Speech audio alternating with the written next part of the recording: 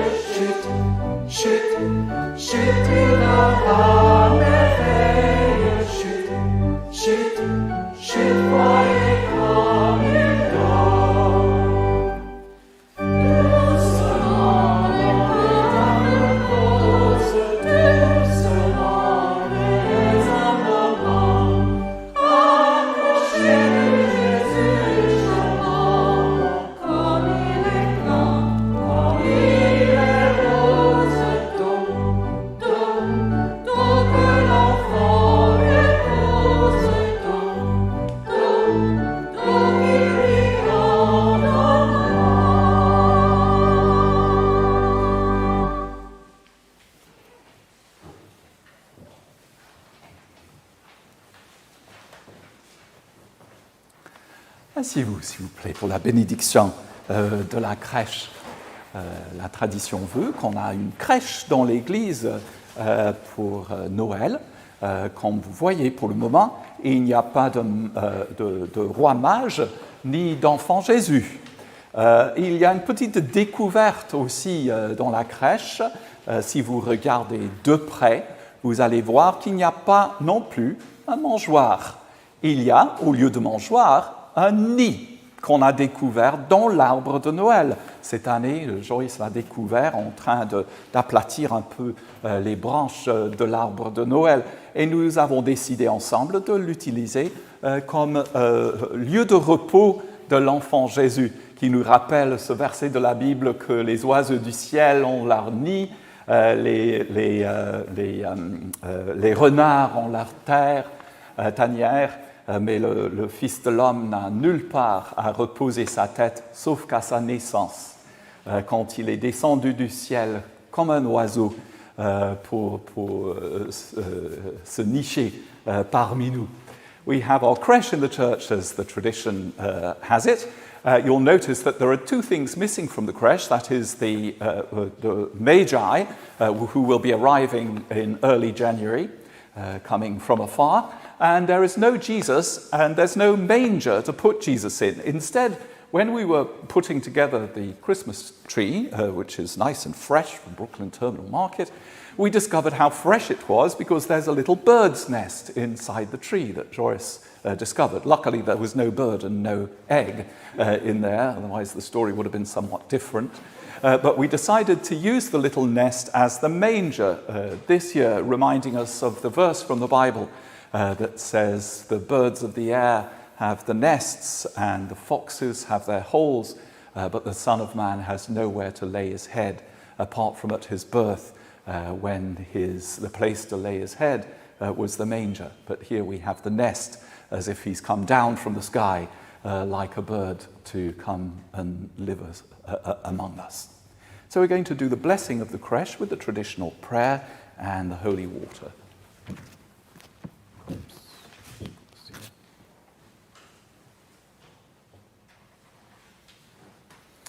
La plus belle des crèches, c'est notre cœur, car c'est en nous que Dieu veut faire sa demeure. Comme cadeau, il nous offre sa lumière pour tous ceux et celles qui attendent avec impatience que leurs ténèbres se dissipent.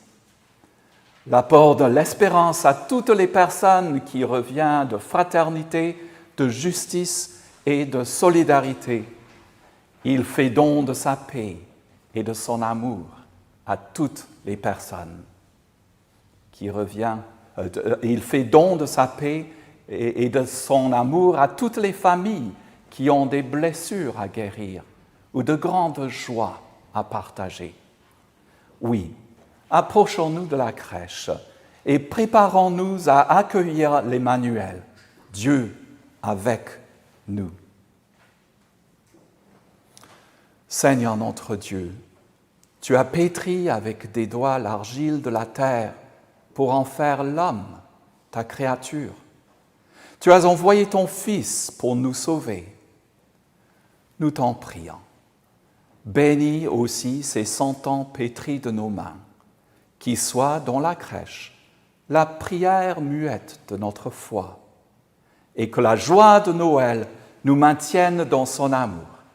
Par Jésus ton Fils, notre Seigneur. Amen. Merci, Joyce.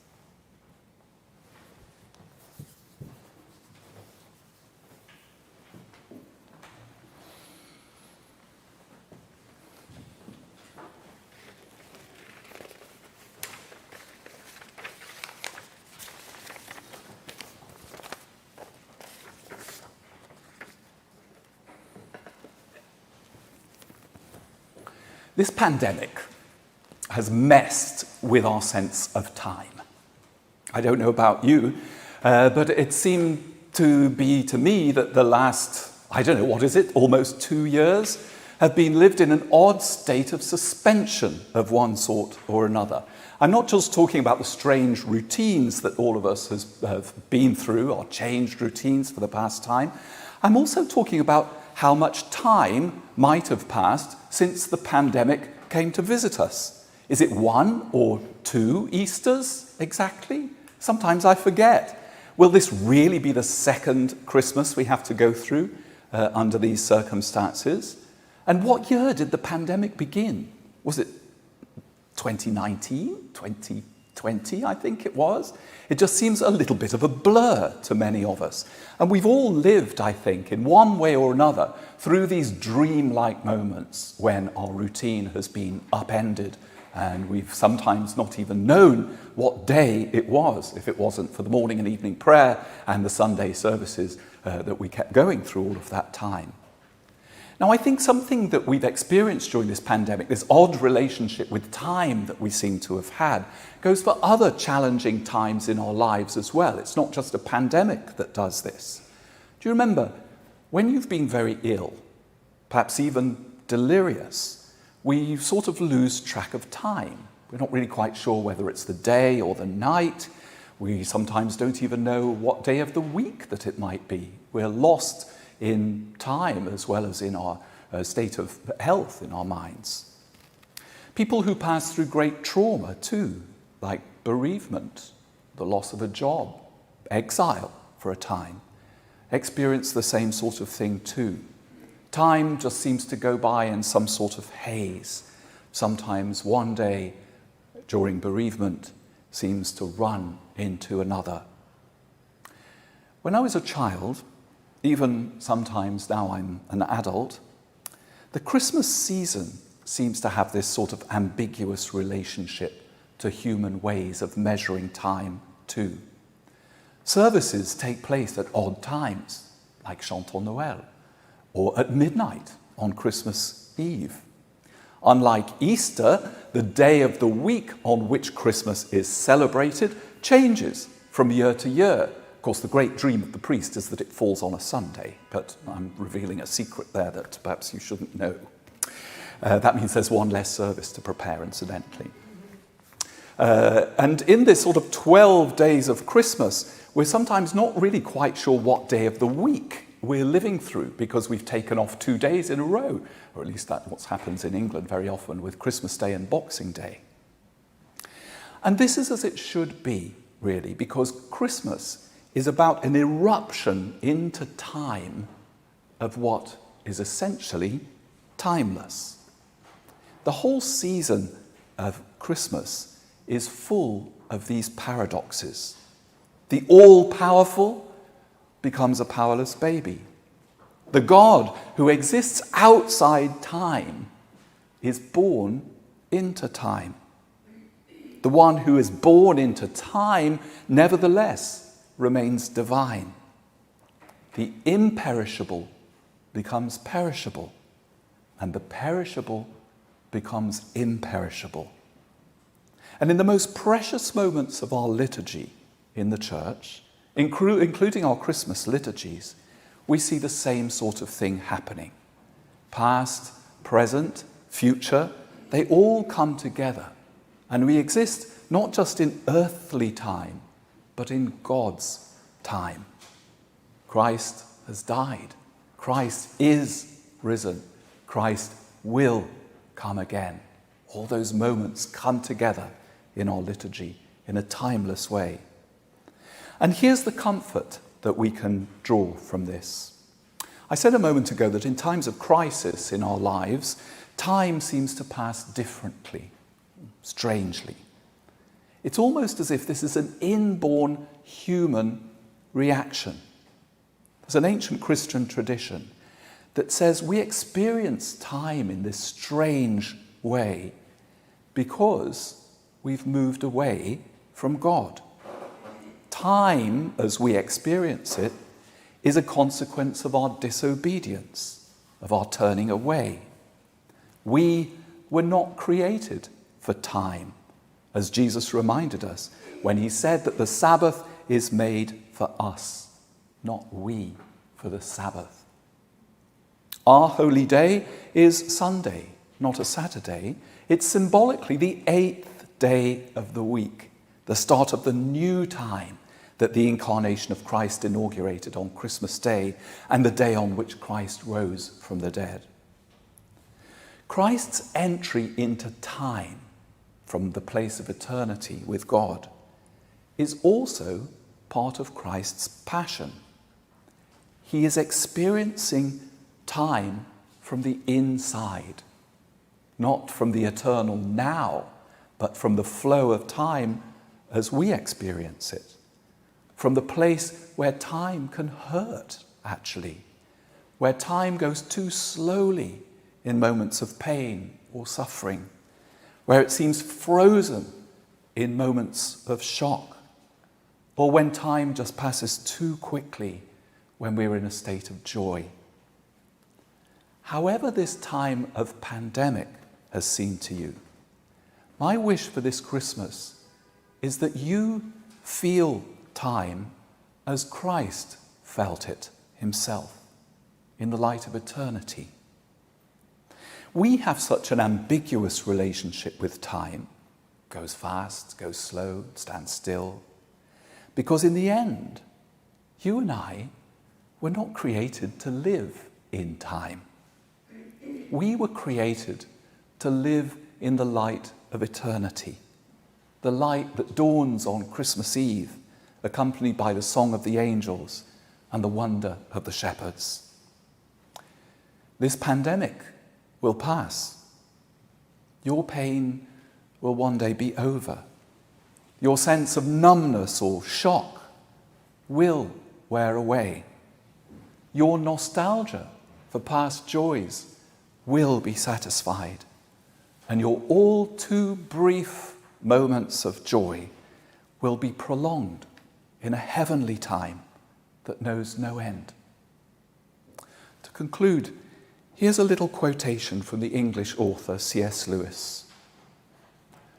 All our days are now to God. He doesn't remember you doing things yesterday. He simply sees you doing them. Because though you may have lost yesterday, God hasn't. He doesn't foresee you doing things tomorrow. He simply sees you doing them. Because though tomorrow is not there for you, it is for him. So this Christmas, let's all glimpse God's eternal now, made visible for a time in the vulnerable child in the manger. Amen.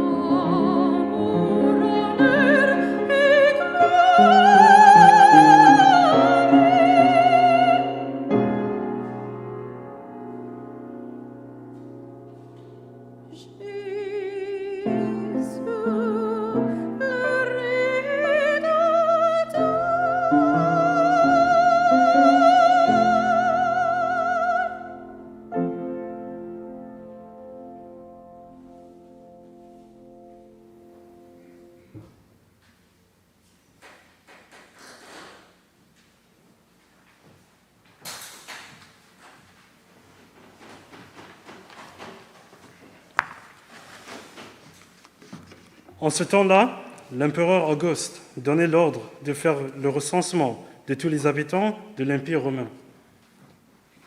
Ce recensement, le premier, eut lieu alors que Quirinius était gouverneur de la province de Syrie. Tous les gens allaient se faire inscrire en se rendant chacun dans sa propre vie. Joseph partit de la ville de Nazareth, en Galilée, pour aller en Judée, dans la ville appelée Bethléem, où est né le roi David, parce qu'il était lui-même un descendant de David. Il allait s'y faire inscrire avec Marie, sa fiancée. Elle attendait un enfant, et pendant qu'il était à Bethléem, le jour arrivait où son bébé devait naître. Elle mit au monde un fils, son premier-né. Elle l'enveloppa des langes et le couchait dans une crèche, parce qu'il n'y avait pas de place pour eux dans la maison où logeaient les voyageurs.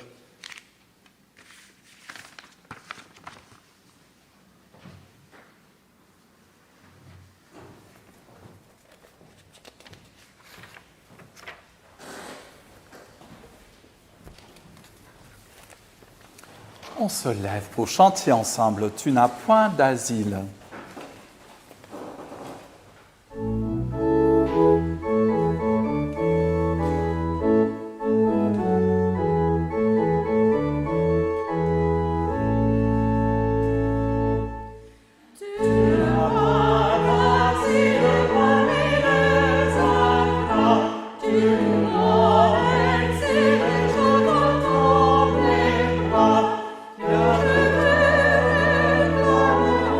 De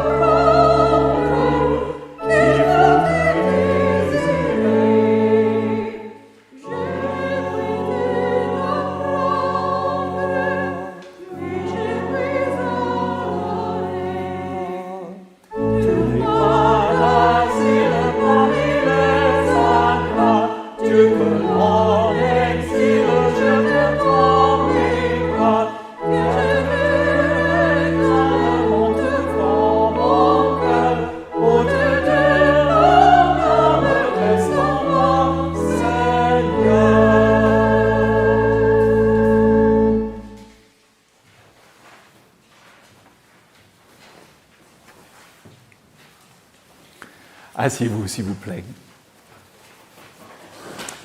Bienvenue à la petite église française du Saint-Esprit ce soir pour Chantons Noël, qui a commencé maintenant il y a beaucoup d'années. Je crois que la première fois qu'on a eu ce Chantons Noël, c'était en 1994, l'année de mon arrivée à Saint-Esprit. Welcome to our little French church of Saint Esprit for our service of Chantons Noël, which has continued uninterrupted since the first of these services that we held in 1994. The archives show us that there used to be several carol services at the little French church of Saint Esprit when we were just up the road here on 62nd Street in the 1920s and 30s. I've got some really important thank yous to make this evening. First of all, I want to thank Cynthia and our wonderful, wonderful choir who've come together despite the pandemic. Cynthia has been rehearsing us in person and online at the same time, making sure that we were all singing the same thing at more or less the same time. And so thank you so much, all of you, for all of your hard work. I want to thank Aya too for being back amongst us after her tour. It's great to have you back, Aya. Welcome back at the console there.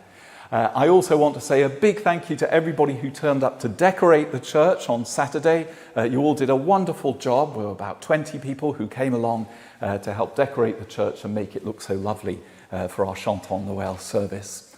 And I want also to thank Fred, who is making it possible not only for us to enjoy the being present here in the church, but also to be almost unaware of the cameras in the church that he's arranged so brilliantly and so beautifully with the microphones and the cameras and the console there at the back to make sure that everybody, whether you're here in church with us or that you're worshipping with us and singing with us at home, that everybody is enjoying this and being a part of it, and nobody feels left out or excluded, which indeed you're not tonight and not at any time at Saint Esprit. Thank you for being here, whether you're here in church or whether you're being a part of our service online this evening. There's another couple of announcements to make. There will be a Bible study tomorrow evening at 6:30, as usual, looking at the readings for the following Sunday. We will also have our Thésée service on Thursday, which is open to those who might want to attend. Just register for that service. There will be Vespers on Friday evening, then, of course, our normal Sunday service coming up this coming Sunday. And then for Christmas, on Christmas Eve, there will be in person and online here in church at 10:30, and then on Christmas Day, in person and online on the 25th of December, Christmas Day, at 11:15. So please do join us for those services, either in person or online. You can register very easily if you'd like to come in person by going to the first page of our website and clicking on the RSVP button so that you can choose which services that you'd like to be here for. I also want to say a huge thank you to those of you who have continued to support Saint Esprit through this whole pandemic. And I want to include amongst that those of you who've come and returned in person and done all of those things that I did not realize before this pandemic that you all did. You carried on with many of those things in the pandemic. You called people, you were in touch with them, you were in touch with them by email, you did shopping for those who were in trouble. The invisible part of Saint Esprit and the support that and love we have for each other became visible because of the pandemic. And I want to thank you. Well, it's not up to me to thank you. This is your church, and these are your brothers and sisters whom you helped through some of the hardest times that we've been through for a very long time. I also want to say thank you to those who've come back and helped with the flowers, with the arrangements, with the polishing of the silver, with all of those little tasks of welcoming people, of making sure everybody has a bulletin, to make sure that the services go smoothly. Thank you for coming back and helping us so practically in the middle of all of this. We've missed you here in the church physically, but we didn't miss you when you were online joining us there.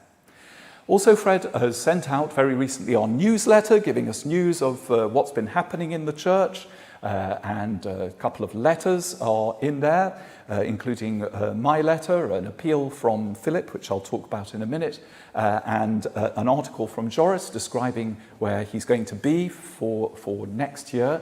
Welcome back for this brief period here at Saint Esprit for his YASC, some interviews that he's got going for that, and to make sure that we're all behind him in his next stages. But I also wanted to say thank you for those who've continued to support us financially through the pandemic. As with all institutions and everybody, we have taken a knock because of the pandemic, and our income has gone down as a result of the pandemic. So if you would like to make a pledge, I can think of no year in recent Saint Esprit's history when your pledge will make such a huge difference. Not just because it enables us to continue with the programs and activities of the church, but because it's a huge affirmation of our life together. It's a moment of belonging, to say I'm committed to this little place, and I'm committed to it by my physical presence, by whatever resources that I have to bring, whether that be as a volunteer or financially. So if you've not made a pledge before, or if you'd like to give a donation to Saint Esprit to support our ministry through the next few difficult months, we would very, very much appreciate it. As do all of those people who will be receiving grants from Saint Esprit. We have held to our promise to some of the neediest people in our city and in the world who are in need of financial help for education, the Global Women's Fund for the education of women throughout the world, for medical relief, for the feeding of the hungry here in our city of New York.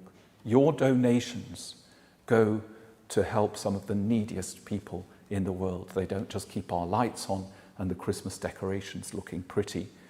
They change people's lives. And I wanted to say a huge thank you for that at this Christmas time too. I think that's all I've got to say for this evening. And so we're going to sing together our next carol, Le froid d'hiver s'est enfui. This is a carol, just to fill you in a little bit on some of the stories behind some of the carols that we're singing this evening. Gomer, whom many of you will remember with a great deal of affection, he always wanted us to translate this carol. It was one of his favorites. And we didn't find anybody who was able to do it. Joris volunteered to translate this carol about a year ago, just before last Christmas, and so we're now going to sing it for Gomer, and thank you, because he loved this service too, and he was a great guiding force behind it. Le froid d'hiver s'est enfui. Cold December flies away.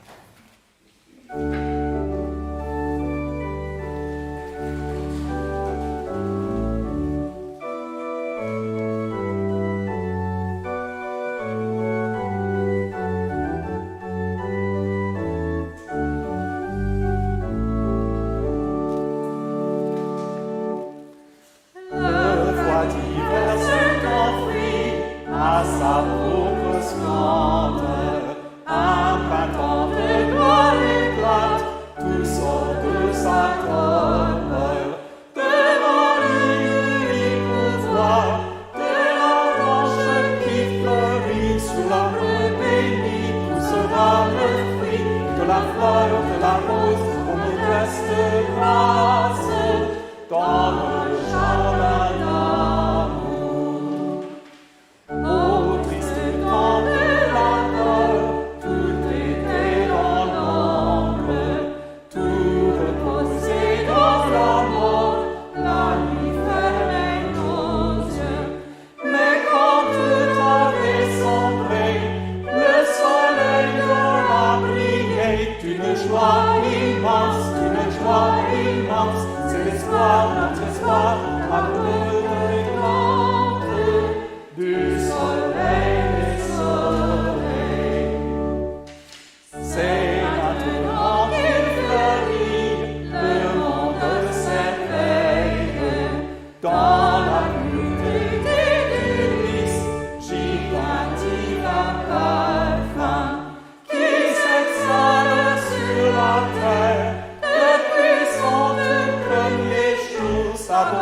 perdure dans la fleur endure, dans la fleur dans les bras célestes, d'un amour exaltant.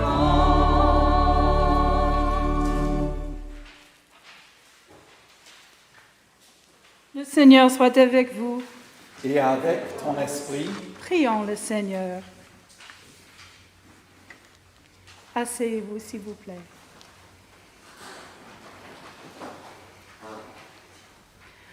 Notre Père, qui es aux cieux, que ton nom soit sanctifié, que ton règne vienne, que ta volonté soit faite sur la terre comme au ciel. Donne-nous aujourd'hui notre pain de ce jour. Pardonne-nous nos offenses, comme nous pardonnons aussi à ceux qui nous ont offensés. Et ne nous soumets pas à la tentation, mais délivre-nous du mal. Car c'est à toi qu'appartiennent le règne, la puissance et la gloire, dans les siècles des siècles. Amen. Demandons au Seigneur que ce soir tout entier soit parfait, saint, paisible et sans péché. Nous t'en supplions, Seigneur. Que tes saints anges nous conduisent dans les voies de la paix et de la bonne volonté. Nous t'en supplions, Seigneur. Que nous obtenions le pardon de nos péchés et la rémission de nos fautes. Nous t'en supplions, Seigneur. Que tu accordes la paix à ton Église et au monde entier. Nous t'en supplions, Seigneur.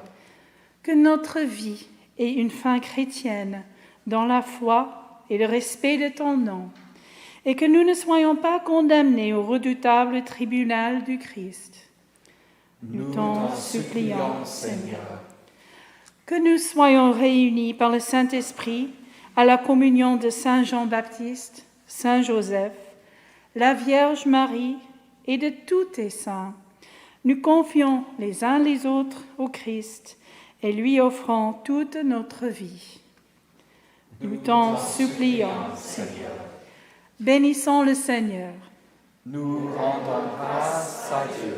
Que le Dieu de l'espérance nous comble de joie et de paix, afin que nous débordions d'espérance par la puissance de l'Esprit Saint.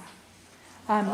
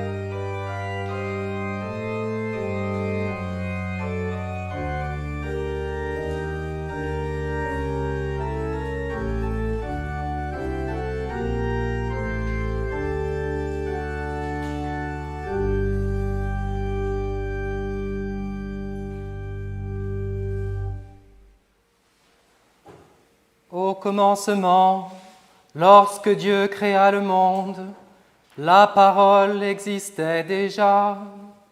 Celui qui est la parole était avec Dieu et était Dieu. Il était donc avec Dieu au commencement. Dieu a fait toutes choses par lui. Rien de ce qui existe n'a été fait sans lui. En lui était la vie, et cette vie donnait la lumière aux hommes. La lumière brille dans l'obscurité, et l'obscurité ne l'a pas reçue. Dieu envoya son messager, un homme appelé Jean. Il vint comme témoin pour parler de la lumière. Il vint pour que tous croient grâce à ce qu'il disait. Il était témoin, le témoin qui vint pour parler de la lumière. Cette lumière, la seule véritable, celle qui vient dans le monde et qui éclaire tous les hommes. Celui qui est la parole était dans le monde. Dieu a fait le monde par lui, et pourtant le monde ne l'a pas reconnu.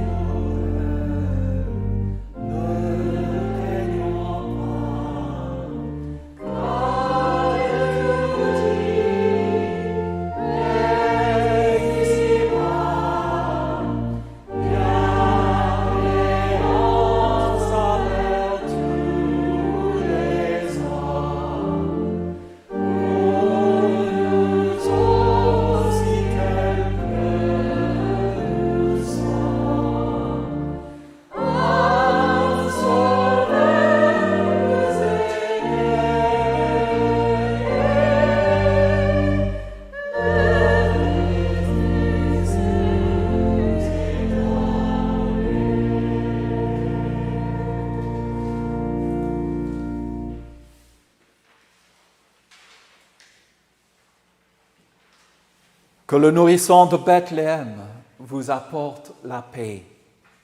Que l'enfant de Nazareth vous apporte la joie. Que l'homme de Galilée vous apporte la force. Que le Christ du Calvaire vous apporte le courage. Que Jésus le ressuscité vous apporte l'espérance. Que Christ, qui est monté aux cieux, vous apporte un avant-goût de sa gloire.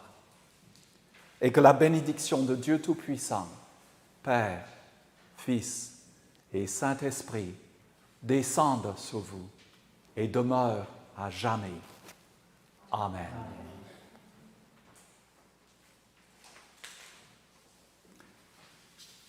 Chantons notre dernier cantique, Noël nous volait.